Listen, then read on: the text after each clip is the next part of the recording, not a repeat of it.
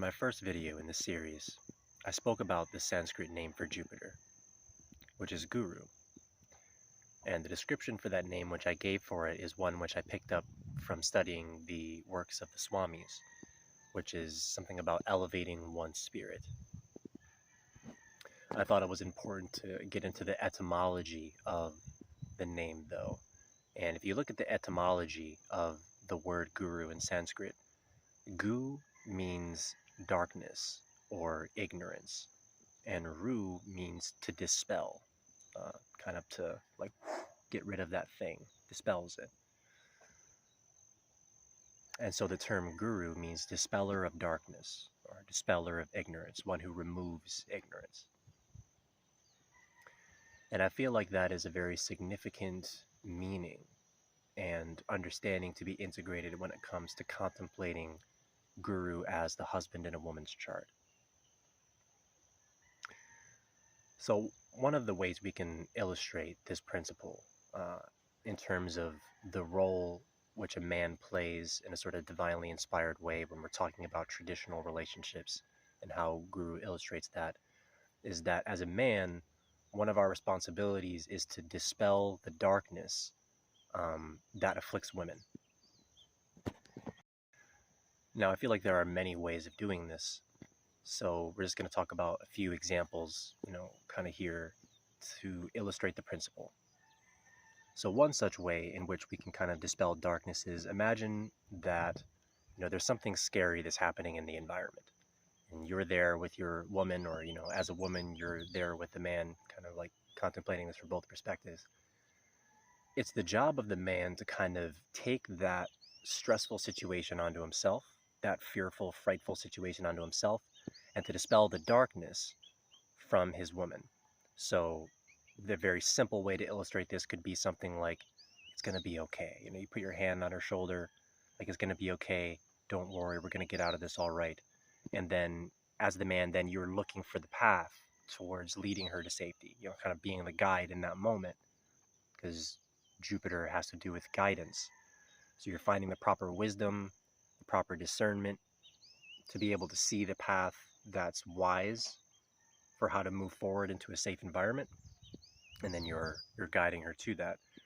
And so in that moment, when something's happening that's frightful, women are naturally more vulnerable. And, especially in terms of physicality. And so things are extra frightening for women in a lot of ways. Now, it's not to say that women are like more on an emotional level, just more prone to, it's not to say anything like negative about them emotionally. It's just like women are more acutely aware of danger and risk because they're more susceptible to it in general, which is why I think, a lot of women want men to kind of understand more about what it's like to be in their experience. Like if they're walking down the street and some random shady guy comes up and is like, hey, and she's like, oh my gosh, like, get away from me, like, don't do that kind of. It's like, because women are more aware physically of their vulnerability, and so those situations, which might not mean anything to a guy, it's like, I was just, walking up to say hello or whatever. It's like, that's something which can be much more serious for a woman to experience. And so from that perspective, as a man, it's so important to kind of have that guru clarity to understand the female experience and know how to support and guide her in those kinds of moments, to be like, okay, I'm going to make sure to dispel this fear that she's feeling, and so you provide that kind of guidance in that moment, like, it's going to be okay, and then she kind of, like, those dark clouds part. She's like, okay, I can rely on this man to guide us through the situation to safety.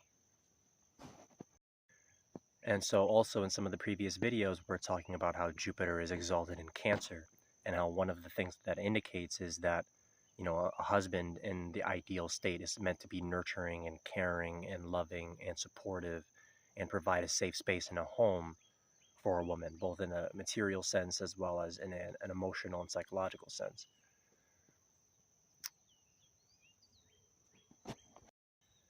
And so another form of darkness, is just kind of like stress in general, or like, just emotional turbulence, kind of things like, if you know the three gunas in Ayurveda, we're talking about like tamasic kind of energy, right? We're kind of dispelling tamasic kind of energy. So say for example, there are bills that are due, and she's kind of like wondering like, how are we gonna deal with all these things, etc., etc. The male guide here, in the ideal state in like a traditional relationship, is kind of like, okay, here's what we're gonna do. I'm gonna do this and this thing financially, and make sure that we arrange our finances like this, and that will see us through to the place of benevolence and safety. We're gonna succeed by going about it this way. And then she's like, okay, whew, I don't have to worry so much about these stressful bills and about this thing and this thing, because I know that he has the wisdom and the clarity to be able to guide us through in this specific way. He has that ability to see what we're supposed to do, and I can rely and trust in him for this task. And that dispels the darkness of her stress, as well. And of course, darkness is one of those things that's difficult to navigate through. It's like if you're in a dark forest and you don't have any light or any idea where you're at, you're like, where do I go? Right? And so I think a big part of being a man in a traditional relationship is, having the clarity and the wisdom to kind of know how to go about doing things, like how to help to guide the family towards the intended goal. Right? So it's kind of like being the light in the darkness. And the cool thing about this is, like, this is obviously in its healthy state when there's a woman who is voluntarily wanting to go along with this man, who wants him to fulfill this role. There are certainly women who just want to kind of be making all their own decisions, and for the women who want that, that's fine. So we're talking about women who are desiring and choosing a traditional relationship where they can kind of just be like, whew, this man is someone who I trust. I've assessed him. He's wise. He's worthy. He's someone who I'm choosing to place my trust in. Therefore, I'm going to allow him to guide me and to make these certain decisions that will lead us towards our intended goal. And then by allowing him to make these decisions, that's going to allow me, as the woman, to enter into my femininity, to be receptive. I'm going to be able to let go and not have to concern myself with things like where all this bill money's coming from, how to handle all these financial things, like where are we investing, et cetera, et cetera. All these various decisions, and I'm going to be able to relax. I'm going to be able to be soft, to be receptive. I'm going to be able to focus kind of on the sphere of things that I want to focus on. It might be, it's like taking care of the home. It might also be art. It's like giving her the freedom of mind to not have to stress about these kinds of things. So then she's able to focus on whatever artistic endeavor she likes. Maybe she wants to, there's so many different things a woman may want to do, like raise kids, even just like focusing on community endeavors. It could be a community, like a family type of thing where you have multiple families working together. It could be her birth family, which she's also tending to. Could be a group of friends that are basically like close family. We're not talking about like going out and hanging out at the bars kind of thing necessarily, because that's kind of like third house mercurial elements. But like whatever those things are, she's able to focus on her sphere without having to worry about that as well, right? And really a big part of it is also just giving her the space to be able to feel good. It's generally speaking not a feel-good thing to sit there and be stressing about finances and like where to go all the time. For some women, not all women, of course, but for some women, it's pretty stressful having to think, man, like how am I going to get from here to here and to do this thing and do that thing? And so when a guy is able to sort of be that guide, be that guru dispelling the darkness, then, she's able to kind of be more Venus, which is about pleasure. It's about family. It's about relationships. It's about art and creativity. And so then she's able to kind of fully embody that femininity, and then the man is going to feel good because she's fully feminine, and she's feeling great. She's like, wow, I don't have to worry about all this stuff, so I'm feeling happy. And then that happiness is able to nourish the man with that happiness, as well as keep herself nourished with that internal happiness. So that's a really wonderful, mutually beneficial arrangement. And so contemplate, as a man, um, the houses which Jupiter rules, and I think that will give us a lot of indication on the role we're supposed to perform here. You know, Jupiter rules the ninth house and the 12th house, and we talked a bit about the ninth house in my other videos on this in this series, about how it represents divine law, higher knowledge, clarity, the ability to draw close to God, to have that divine communion and connection. And at the same time, the 12th house has a lot to do with giving and with charity, and that's really, really fascinating. You know, the 12th house, they say, is the house of losses, right? That's one way to put it. Maybe not the most flattering way to put it, but that's one element of it. But it's the spirit world, it's dreams, it's, you know, deep intuition, it's altered states of consciousness, it's many things. And in addition to that, it's where we're giving out energy. So if somebody has, you know, certain placements in the 12th house, they might, you know, give out a lot of wealth to charity, for example. And so I think that a big part of being a husband is it's like kind of about sacrifice in a lot of ways.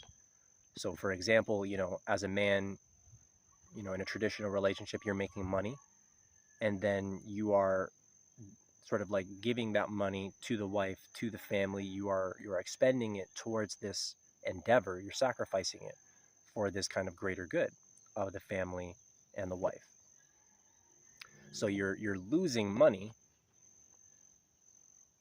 you're sacrificing money, and that is part of the male's contribution to that dynamic in a traditional relationship. Another way that this expresses itself, kind of in an extreme case, is, let's say there's like a, you know, a battle situation or a danger situation, like a tiger or something like that, or, you know, just, you know, kind of in the jungle, or you have like a home invasion or some other thing like that.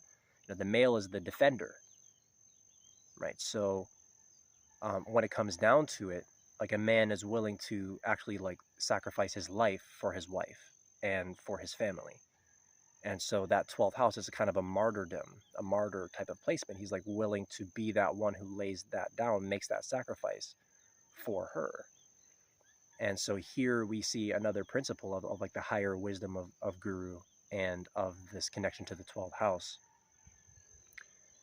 And, you know, think about like the kind of man, like who you have to be in order to make that kind of a sacrifice. Like that's one of the most selfless things you can do, because life is one of the most precious things for us. So, you know, I feel like it takes a man who is very, very principled and very in connection with his spirituality and his divine nature to really, truly be able to lay down his life in a moment of need.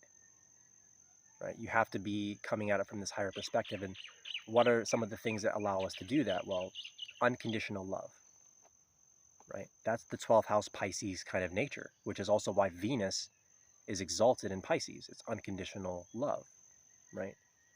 So, you know, here we see that unconditional love allows him to make the proper sacrifices.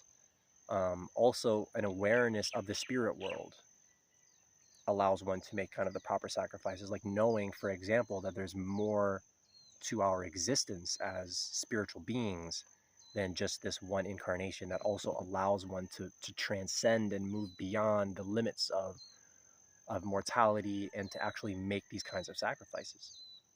So you're starting to get an idea of the profundity of Guru and the nature of how like this weaves into us as men, and like what is required for us to like connect to this higher divine principle, this higher divine cosmic spiritual understanding, so that we're able to make the proper decisions, to make the proper sacrifices, because we know what's at play. So, you know, I feel like this is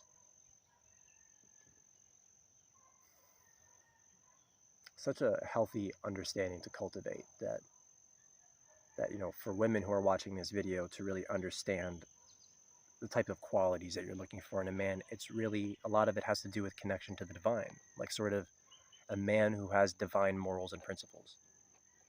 So if you see a guy and he's basically,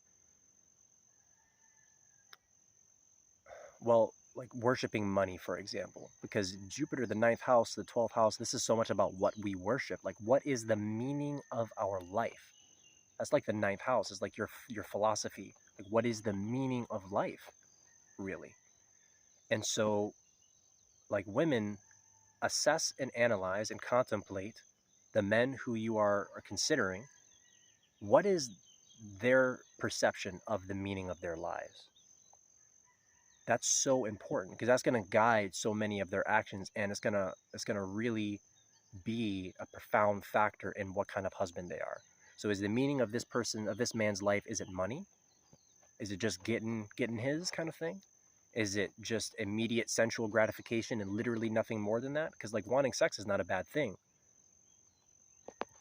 but only wanting or caring that, or viewing like a hedonistic, like this is the real only meaning of life, is just to have pleasure, and then like a kind of a YOLO sort of mentality, like that's not the type of divine connection and divine understanding of the nature of the universe, which typically lends itself to being a divine masculine archetype, which helps him to be a good husband. So, this is one of the reasons why you'll tend to notice that religious households, marriages tend to last longer in general. Like if you look at a lot of other cultures, like marriages in Islam and in India, and and even in Christianity, a lot of the times, like in traditional Christianity, marriages tend to last longer, even if they're not necessarily like the most pleasurable and the happiest. Like sometimes they'll kind of do it from a Saturn place of like just duty as well and responsibility. But one of the reasons that contributes to them typically lasting longer, I'm not saying it's necessarily better to be in any of those religions, but is that they have this divine law that they're following. Like the divine law that they're following, the ninth house energy says, divorce is not a thing you're supposed to do. So they're like, okay, I have to therefore base my life around these divine principles. And that tends to generally work. And so it's not to say that you have to marry someone who's in a particular religion, but marrying someone who is spiritual in the sense that they believe in higher divine principles will be a good indication that this man can make a good husband, because he's following a morality that is beyond just his instant gratification. So take time to study a man's philosophy. What is it that he thinks life is really about? What is the meaning of life for him? Is it about money? Is it about fame? Is it about these kind of material things? Or is it about something higher than that?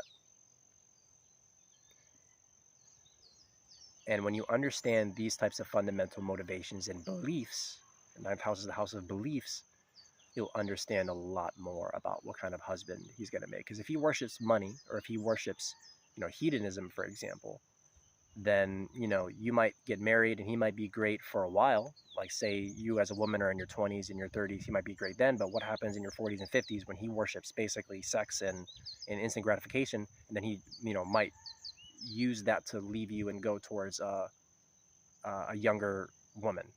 You know what I mean? Because like now he's just following his own philosophy. So it's up to the woman to have the clarity to perceive what's moving him. Like, what is the meaning of his life? What is that philosophy? If he's prioritizing family above all else, or unconditional love he's worshiping, or divine love, or he's worshiping transcending to a higher state of consciousness, he has an awareness of karma, for example, and that's something he's really aware that karma, that our actions have consequences. He's going to be more inclined to be a man of integrity, because he knows, hey, if I betray this woman's trust, if I cheat, and if I do this and that thing, that's going to have negative karmic consequences on me. That's literally going to affect me. So therefore, I understand the divine principles, and I'm going to act in a way that is in alignment with divine integrity. Therefore, I'm going to build up good karma and have good future incarnations, and perhaps eventually, transcend to some higher state, achieve moksha and liberation. So I hope this gives you some food for thought in contemplating, the nature of what it means to be a husband and to perceive some of these good qualities, and that you should be looking for a guru if you're a woman who's interested in a traditional kind of relationship. And, in later videos, we're going to be talking about other types of relationships. So this is, the traditional types of relationships we're talking about. And so as a woman who's like wanting to kind of submit and not have to worry about taking on the roles of a man in addition to taking on the roles of a woman. Because if you don't want a man to fulfill that role for you, you're going to have a job to pay for all these things. You're going to have to do the man roles yourself as well. So if you want to be a woman who's able to really fully embody your femininity and not have to also take on the roles of a man, then look for someone who's a guru, someone who's worthy of submitting to. Because submission is not really the thing that's unpleasant. It's submitting to someone who's unworthy. That is the unpleasant thing. So find someone worthy, find someone who's wise, find someone who's spiritually connected, who has divine principles, ethics, and morals. And more and more, I feel like that will give you the space to feel your own femininity and feel the beauty of what it's like to actually just be able to relax and to place your trust in someone who's worthy. So thanks so much for watching, and blessings to you.